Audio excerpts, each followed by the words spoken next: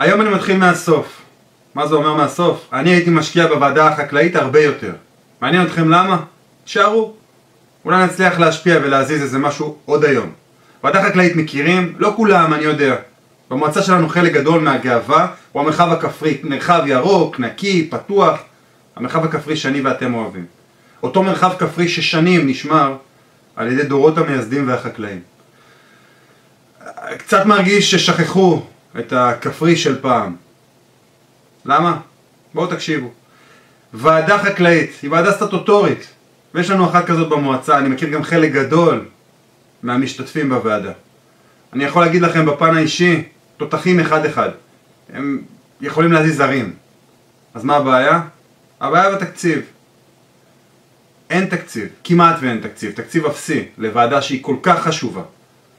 תושבי הנחלות, תושבי המשקים משלמים אגרות מאוד מאוד גבוהות, חוקית כמובן.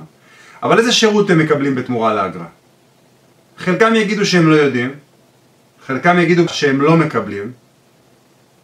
מה ועדה כזאת יכולה לעשות עם התקציב הנכון? אין ספור דברים.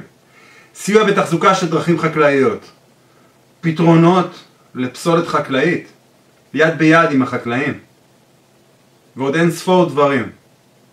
אבל הבעיה היא בעיה בתקציב. צריך לזכור להעביר את התקציב למקומות הנכונים. ואני לא מדבר על תקציבי ממשלה, תקציבי ממשלה צריך למשוך ולהביא, אני מדבר על תקציב המועצה. ועדה כל כך חשובה, יש לנו 1,300 פלוס משקים ברחבי המועצה, שמשלמים לא קצת. ועדה החקלאית יכולה לעזור להם, יכולה לעזור לנו לשמור על השטחים הירוקים. תראו מה צילמתי ביום שבת האחרונה.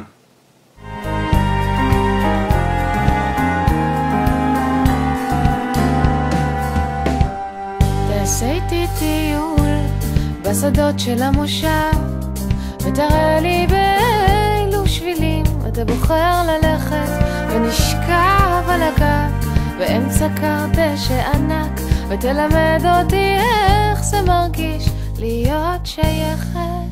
תעשה איתי טיול בשדות של המושב ונקטוף לימונים ותפוזים ואפילו שסק ונשכב על הגג תחת עץ מנגו ענק ופתאום אתה תתקרב